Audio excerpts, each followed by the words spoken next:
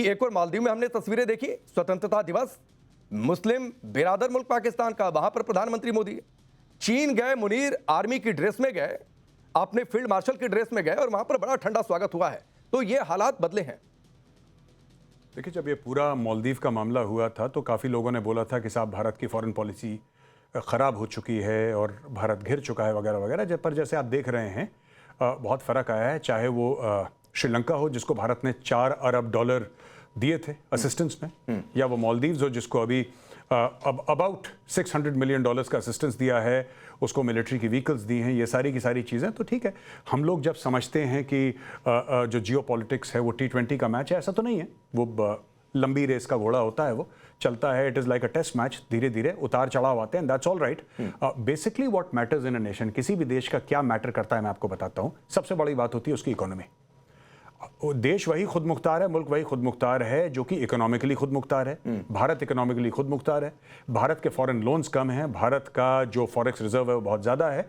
इसीलिए भारत अमेरिका को भी ये कह सकता है, मैं ये नहीं कह रहा अमेरिका को आंखें दिखाई या ये मैं ऐसी ज़बान का इस्तेमाल नहीं करूंगा, लेकिन हाँ, जब अमेरिका कुछ करता है भारत को करने के लिए तो भारत रिस्पेक्टफुली, भारत ने भी बोल दिया कि नहीं साहब, हम जो हैं हमारे मफाद यहाँ पे हैं तो हम उस तरफ जाएंगे and thank you very much. तो ऐसी कोई लड़ाई झगड़ा किसी के साथ नहीं करना है, लेकिन हाँ, हमने भी अमेरिका को बता दिया कि नहीं साहब, जो हमें करना है वो हम करेंगे और धीरे धीरे अपनी राह पे चलते रहेंगे। ठीक है डॉक्टर इरशाद, आपके तो बिरादर आपका साथ नहीं दे रहे हैं, क्या कुछ हुआ मालदीव में? प्रधानमंत्री मोदी का कैसे स्वागत हुआ? तस्वीरें अच्छी लग रही है ना आपको?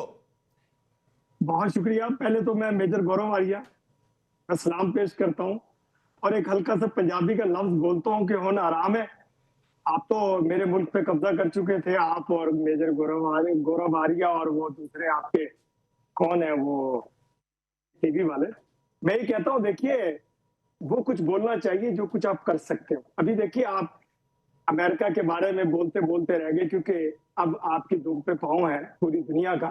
जो कुछ आप करना चाहते थे, खित्ते में बदमनी, खित्ते में मारधार, लोगों को मारना, खून रेजी करना चाहते थे, आपको आपकी औकात मेरे आर्मी के जवानों ने और मेरी शाहीनों ने, एयरफोर्स के, आपको सबक सिखाया। चंद मिनटों में, 1 घंटे के अंदर अंदर। इरशाद अहमद, मैंने कहा था ना, इरशाद अहमद, आपने शुरुआत में ही औकात और इस पर आ गए तो मेजर गौरव आ रहे, नूर खान एयरबेस और औकात की बात है तो शाहीन 3 एक मिसाइल का टेस्ट कर नहीं पा रहे हैं और यहाँ पर आकर डिबेट की शुरुआत में मैंने सोचा बहुत आराम से बातचीत हो, ये डिबेट की शुरुआत में औकात और हैसियत पर आ रहे हैं।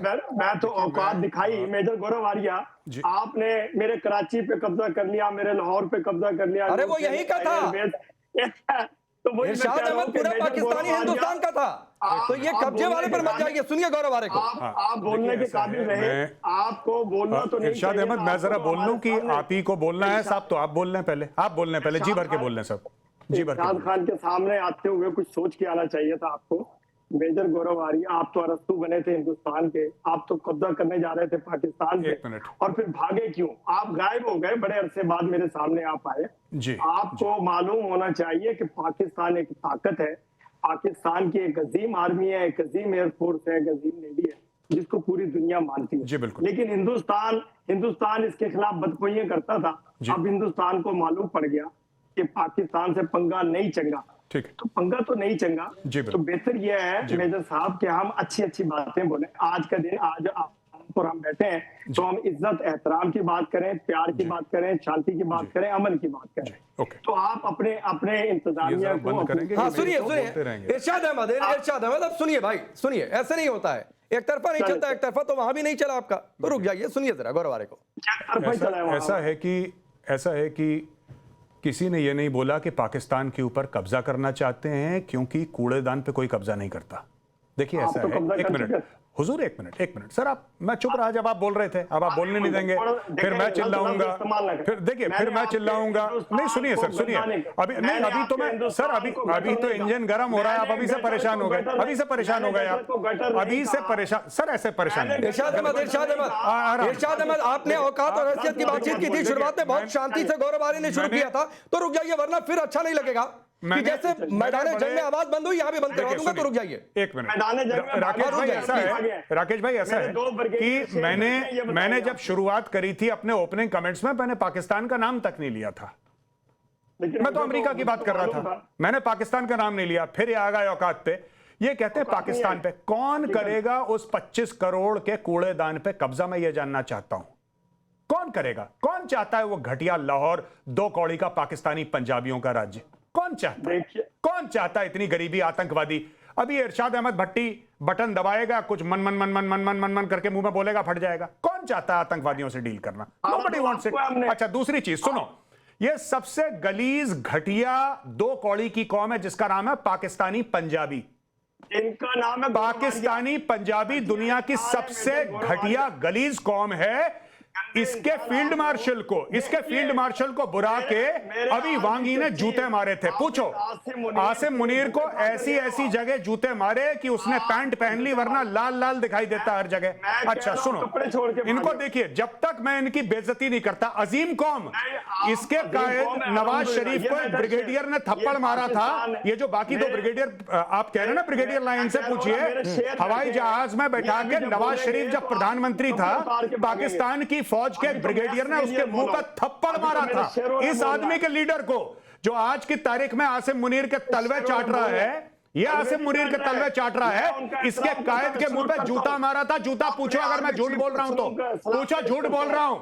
इसके कायद को मार मार के तरह जेल में डाला था। 10 साल तक वो जद्दा में रहा था। पूछो अगर मैं झूठ बोल रहा हूं तो बोलो मैं सच बोल रहा हूं कि झूठ है कि कुत्ते को नहीं होता।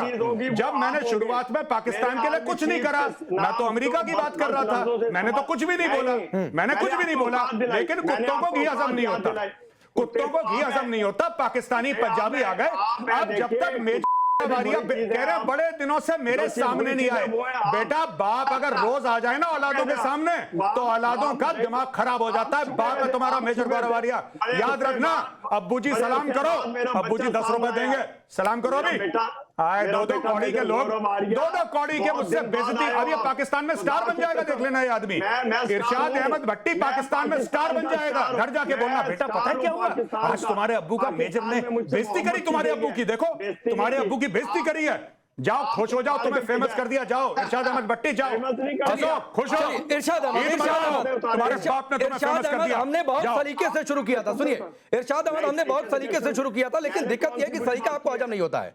मेजर गौरव आर्य ने आपका नाम नहीं लिया। अमेरिका को लेकर बातचीत, अमेरिका की जी हजूरी, जी सलामी सीज फायर होने के बाद किस तरीके से आपके नेताओं ने किया, उस पर करनी चाहिए थी, लेकिन आपको सलीका हजम नहीं होता। आप मेरे ऊपर दिक्कत यह है कि आप मेजर गौरव आर्य से जब तक सुन न ले तो आपका पेट हजम नहीं होता। रुक जाइए, अब आप सोशल मीडिया में स्टार बन जाएंगे, रुक जाइए, पाकिस्तान में आप हिट हो जाएंगे, छा जाएंगे, रुक जाइए।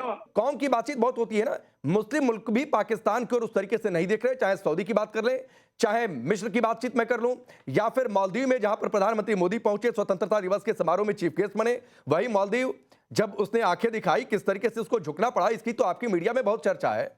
लेकिन इरशाद अहमद को ये सब बातें, प्रैक्टिकल बातें नहीं पसंद आती हैं।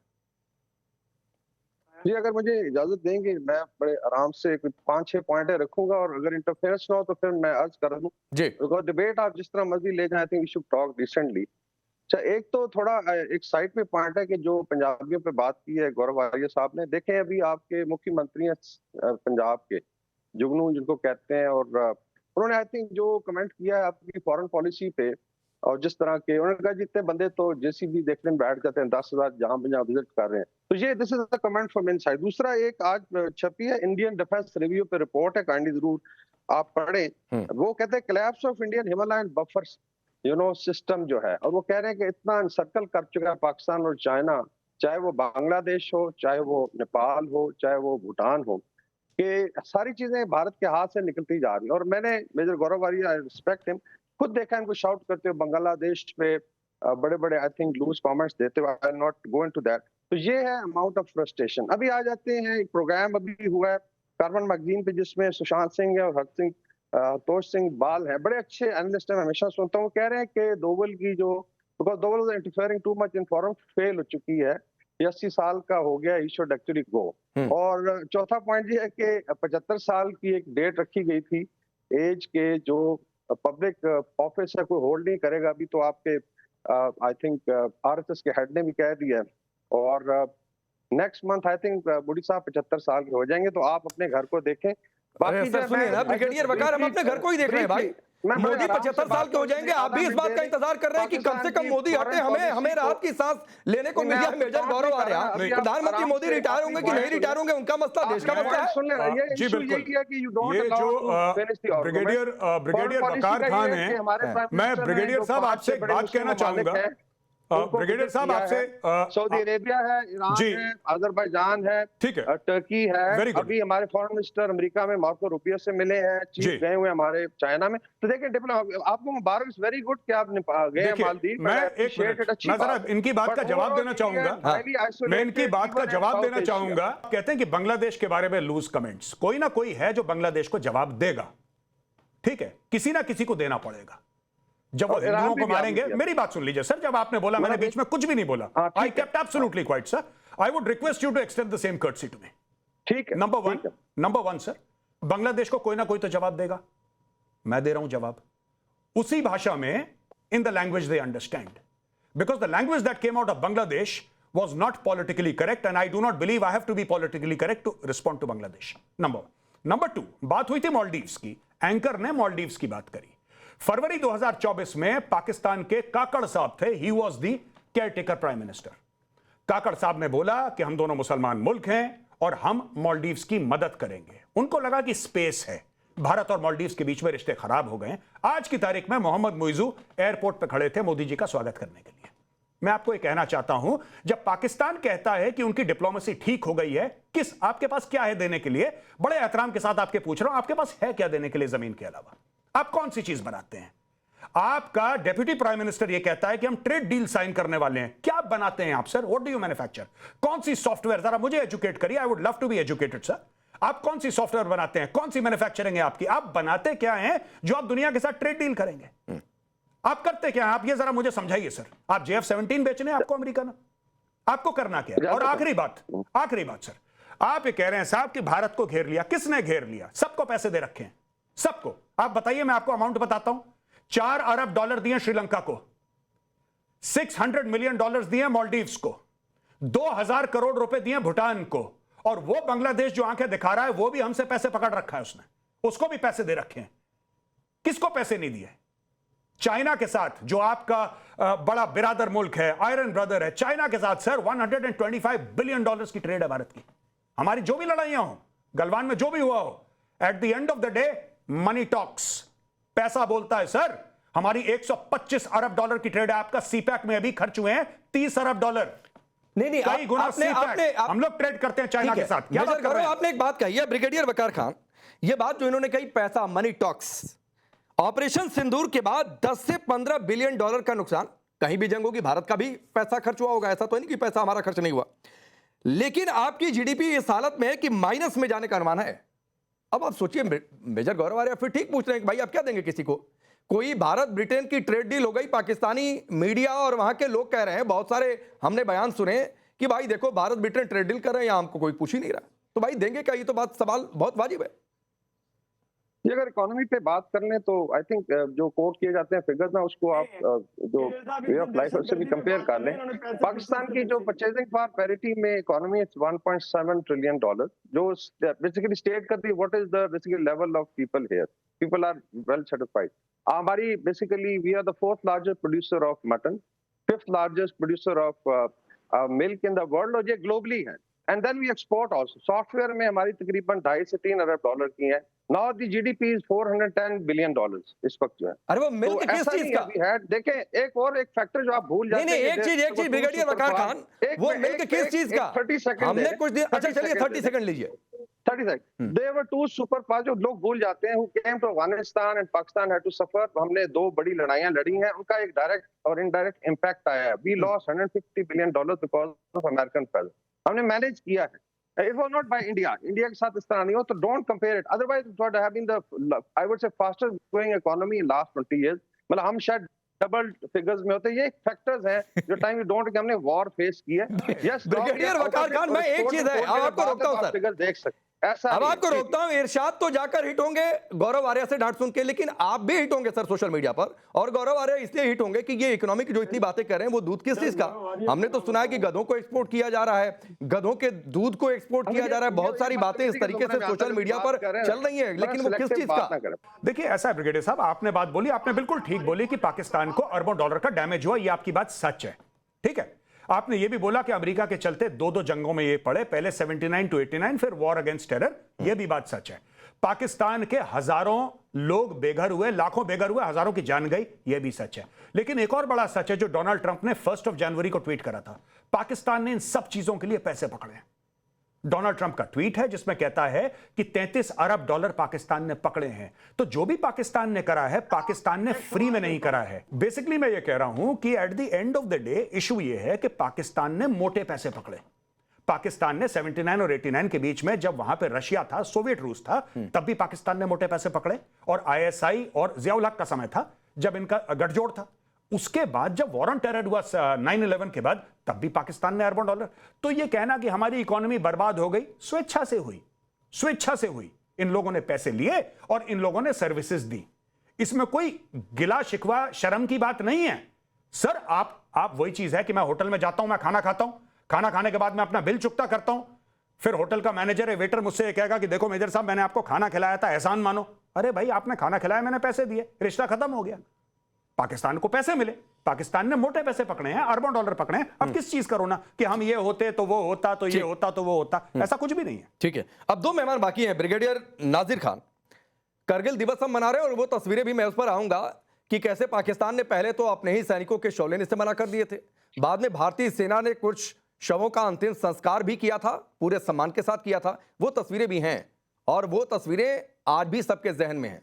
लेकिन एक बातचीत है, और बातचीत और सवाल यह है कि बिलावल भुट्टो कुछ दिन पहले कहते सुने गए थे कि भाई अगर बातचीत हो और भारत सपोर्ट करे तो हम मसूद अजहर, हाफिज सईद को सौंप सकते हैं। आपकी एक पत्रकार आरजू काजमी है कि भाई इतनी बातचीत करने की इच्छा है, शहबाज शरीफ तो 3 बार कह चुके हैं कि भारत बातचीत कर ले, कि इतनी बातचीत और विश्वास बहाली की इच्छा है तो सौंप ही तो कम से कम, पहले सौंपो और फिर कहो कि ले जाओ हाफिज सईद, फिर बातचीत करो। तो ये करना है नहीं तो सिर्फ मुल्क को आप लोग चूरन दिखाते हैं, बेचते हैं क्या? बहुत शुक्रिया, लेकिन मैं रिक्वेस्ट करूंगा कि एक तो जो हमारे वैल्यूज है आपके और हमारे भी हैं और जर्नलिज्म के होते हैं, कि उसको जरा एडहेयर करें। मैं रिक्वेस्ट करता हूं। दूसरी बात ये है कि जहां तक थोड़ा सा मैं उस पर कमेंट करूंगा कि जहां तक इकोनॉमी की बात है, तो जो पेट में चला जाता है वो कहाँ चला जाता है।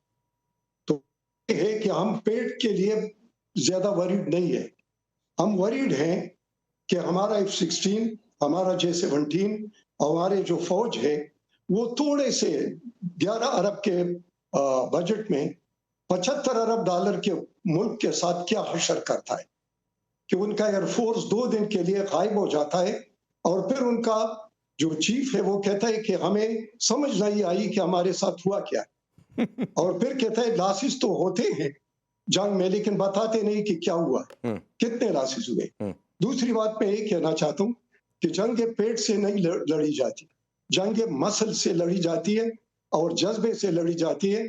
और वो हथियार जो आपने हासिल किए थे, राफेल वगैरह, S-400, उसका हशर क्या बना? ब्रिगेडियर नाजिर, जितना मर्जी खर्च करें, ब्रिगेडियर नाजिर, जितना मर्जी। ब्रिगेडियर नाजिर, आप तो ब्रिगेडियर है ना, मैं ललित अंबरदार के पास जाऊंगा, लेकिन आप तो ब्रिगेडियर है ना सर।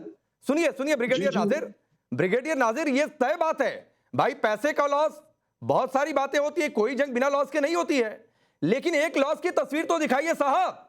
आपका नूर खान एयरबेस से चकलाला से लेकर और वो मरकज, सुभान अल्लाह, क्या क्या तबाह हो गया, आपकी मीडिया ने जाकर रिपोर्ट की है, तस्वीरें दिखाई हैं, अलग अलग मुल्कों के सैटेलाइट इमेजेस आए हैं, उनकी सैटेलाइट से इमेज आई हैं। अरे कहने को कहते रहिए हमने ये कर लिया, ये कर लिया, ये कर लिया, तो कहने से कुछ हासिल होता है क्या? देखो, अगर मीडिया की बात करते हैं तो वो एक कहावत है कि सांप मर गए लेकिन बल नहीं गई। नहीं छोड़िए ना, मीडिया ये आप पर कहावत लागू होती है, ये कहावत किस पर लागू होती है? बात कहना चाहता हूं ब्रिगेडियर साहब को, सर बड़े एहतराम से, आप बड़े हैं मुझसे, उम्र में भी और तजुर्बे में भी, मैंने तो आपको कुछ नहीं बोला सर, मैंने तो बड़ी इज्जत के साथ, हुजूर एक minute, with your permission sir, with your permission, sir ऐसी बात है ब्रिगेडियर साहब कि जब मैंने शुरुआत करी थी मैंने बड़े एहतराम के साथ, और मैंने पाकिस्तान का नाम भी नहीं लिया। जब आपके पैनलिस्ट गाली देंगे तो उनको यह पता होना चाहिए कि सर हमने तो ट्रिपल पीएचडी करा है गालियों में। आप इज्जत से बात कर रहे हैं, मैं आपसे आप करके, आप जनाब करके बात कर रहा हूं। मैं आपको सर कह के संबोधित कर रहा हूं। सर मैं आपको इज्जत दे रहा हूं, चाहे हम दुश्मन मुल्क के हैं आप और हम एक दूसरे के, लेकिन you hold the rank of a brigadier and I will respect you. मैं आपसे कभी ऐसी गलत जबानी नहीं करूंगा। आप मुझे रिस्पेक्ट दे रहे हैं, लेकिन जब पाकिस्तान का कोई पैनलिस्ट गलत बात करेगा तो फिर मैं भी गलत बात करूंगा। फिर मुझे देखिए, मैं जर्नलिस्ट नहीं हूं सर। मैं आपको सबसे पहले एक बात बता दूं, I am not a journalist. ना मैं कभी था, ना मैंने 1 मिनट की अपने जीवन में जर्नलिज्म करी है। मैं एक एनालिस्ट हूं, मैं एनालाइज करता हूं चीजें, सिंपल सी बात है। दूसरी चीज मैं आपकी बात बता दूं, और मैं ललित भाई से भी माफी चाहूंगा। ललित भाई, मैंने आपका समय ले लिया है, will just request the anchor to come to you sir. मैं सिर्फ एक बात यह कहना चाहता हूं साहब कि देखिए सिंपल सी बात है, आप कहते हैं जज्बा जोश, ये सब दकियानूसी बातें हैं। कोई जज्बा कोई जोश नहीं है, ये सब सर 2 नंबर की बातें हैं। मैं आपको बताता हूं, असली चीज ये है कि आपकी कौम ने इंस्टाग्राम लाइव करा था जब मस्जिद सुबहान अल्लाह पे बम गिर रहे थे। आपकी कौम ने अपलोड करा था। अगर आपने हमारा कोई नुकसान कराया है तो आपके बेस्ट फ्रेंड्स हैं चाइनीज, आप चाइना से बोलिए एक सैटेलाइट इमेज दिखा दें, एक दिखा दें। और मैं रिक्वेस्ट करूंगा, यहां पे राकेश जी बैठे हैं, मैं रिक्वेस्ट करूंगा इसी पैनल को लाके, and sir I will apologise to you, I am saying this on live television, I will apologise to you. आपने किसी भी इंडियन मिलिट्री टारगेट पे अगर नुकसान पहुंचाया है, आप किसी थर्ड पार्टी की सैटेलाइट, नॉट जो आप लोगों ने वो राफेल को मार दिया और वो सब वीडियो गेम के आप लोगों ने दिखाए थे। नो नो नो सर, आप थर्ड पार्टी, आप अमेरिका का दिखा दीजिए, आपके तो अमेरिका से बड़े अच्छे संबंध है आजकल, आप दिखा दीजिए कोई satellite image. I will apologise to you, आप दिखाइए सर। मैंने यही सवाल किया था शुरू में। देख लो, जहां तक मेजर गोरारिया, बात यह है कि जहां तक आपका फौजी होना, मेरा फौजी होना, ये एक कॉमन फैक्टर है, वी रिस्पेक्ट ईच अदर। लेकिन बात यह है कि जब आप एक सोशल मीडिया का है, वो एक चैनल, एक वो चलाते हैं, हर मीडिया हाउस उसमें मौजूद होते हैं, और हम भी इस तरह होते हैं, तो हम ये कहते हैं कि जो जबान हम इस्तेमाल करते हैं वो अब जर्नलिस्ट हो या ना। ब्रिगेडियर नाजिर, मैं जाता हूं ललित अमरदार के पास। ये जबान की बात सिखाइए पहले इरशाद अहमद को। नेता है, पता नहीं कैसे पाकिस्तान में आपके यहाँ के नेता हैं कि ये एक नजीर पेश करके जा रहे हैं कि हाँ हम ऐसे ही नेता हैं, और हर बार यही करते हैं। मैंने सोचा शायद इस बार ऑपरेशन सिंदूर के बाद पहली बार मुलाकात हो रही है, तो हो सकता है कि थोड़ी सी गैरत के साथ आए, लेकिन नहीं, गैरत नहीं है, गैरत नहीं है। अब ललित अमरदार उठाइए, और वो सोशल मीडिया की बात कर रहे हैं सर, जाकर अपने रक्षा मंत्री से बातचीत करिए कि भारत के जेट गिरा दिए। कहां से देखा? तो सोशल मीडिया से देखा। माने जिस मुल्क के रक्षा मंत्री के पास सबूत हो कि जेट गिरा दिए, सोशल मीडिया पर एडिटेड वीडियो देखकर आपके सबसे बड़े पत्रकार सो कॉल्ड वो कहते हैं कि सोशल मीडिया पर पुरानी 4 साल पहले की प्लेन क्रैश का विजुअल उठाकर कह रहे हैं जेट गिरा दिया। तो सर प्लीज ललित अमरदार, प्लीज हो गया, सीखिए धैर्य किसको कहते हैं, पेशेंस किसको कहते हैं, ललित अमरदार से सीखिए। ललित अमरदार जुबान बिगड़ी इरशाद की, सबूत नहीं है इन दोनों ब्रिगेडियर के पास। मुस्लिम मुल्कों में क्या हालत है पाकिस्तान की और भारत की क्या हालत है, उसके बावजूद क्या तो शेखी बगारना कोई इनसे सीखे। ललित जी के साथ मुझे लाइए, मैं जवाब दूंगा आपको सारे तमाम। हाँ, अभी दिल पकड़ के रखिए इरशाद दिल पकड़ के रखिए अभी अपना। ऐसा मुल्क है, मुझे सवाल का जवाब दीजिए। देखिए आप, हम लोग हिंदुस्तान में, अरे यार हिंदुस्तान में हम लोग गलती करते हैं कि पिछले 70 साल से गलती करते रहे कि पाकिस्तान को एक आम ज्योग्राफिकल मुल्क समझते हैं। एक मुल्क वो होता है जिसकी तहजीब होती है, एक तारीख होती है, एक सिविलाइजेशन होती है। पाकिस्तान की सिविलाइजेशन रूट्स क्या है? 70 साल पहले हिंदुस्तानी थे ये लोग, और 1947 14 अगस्त 1947 को अपनी मादरे वतन के साथ पाकिस्तान, टू नेशन थ्योरी के नाम पे, इस्लाम के नाम पे अपनी मादरे वतन हिंदुस्तान के साथ गद्दारी की, पाकिस्तान बनाया। तब से आज तक इनकी बुनियाद जो मुल्क की पड़ी है, हिंदू नफरत, हिंदुस्तान नफरत से है। और आप जब इनकी हिंदुस्तान की नफरत पूरी नहीं हो जाती है, तब ये अपने लोगों को नफरत करते हैं, चाहे वो बलोच हो, चाहे वो पश्तून हो, चाहे वो सिंधी हो। इन्होंने 1971 में अपने ईस्ट पाकिस्तान के बाशिंदे, बंगाली बोलने वाले, उनके साथ कत्लेआम किया, जिनोसाइड, मर्डर, रेप सब किया। उसके बावजूद हिंदुस्तानी फौजियों ने, जब जनरल नियाजी ने ढाका में सरेंडर किया था ना 1 लाख फौज पाकिस्तानियों ने, तब हमने उनको इज्जत के साथ एक पुरानी इंटरनेशनल नॉर्म्स और लॉज के साथ इनकी जिनको फैमिलीज थी और पाकिस्तानी आर्मी को इज्जत के साथ उनको सरेंडर करवाया था, ना कि उनकी पतलूनें उतरवाई थी, बेल्ट खाली उतरवाई थी, और वो जायज था। मुझे तो खेद है, तब से बोल रहा हूं, उन पाकिस्तानी फौजियों को जनरल नियाजी के साथ जेनोसाइड इंटरनेशनल ट्राइब्यूनल के अंतर्गत जेनोसाइड करने के ऊपर उनको कार्रवाई होनी चाहिए थी, क्योंकि उन्हें बांग्लादेश के अंदर बंगाली मुसलमानों और हिंदू का कत्लेआम और जेनोसाइड किया। दूसरी बात, आज आप करगिल की बात कर रहे हैं, आप नॉर्दर्न लाइट इन्फेंट्री के पाकिस्तानी जाबाज, नॉर्दर्न लाइट इन्फेंट्री के पाकिस्तानी जाबाज, आपने इनकार किया अपने शहीदों को ले जाने के लिए। हमारे हिंदुस्तानी फौजियों ने उनको नमाज जनाजा अदा किया उन कारगिल की आजादी के पर। और आप बेशरम लोग अपने आर्मी को समझते हो, अपने आर्मी तो आपको खा गई है हिंदुस्तान से।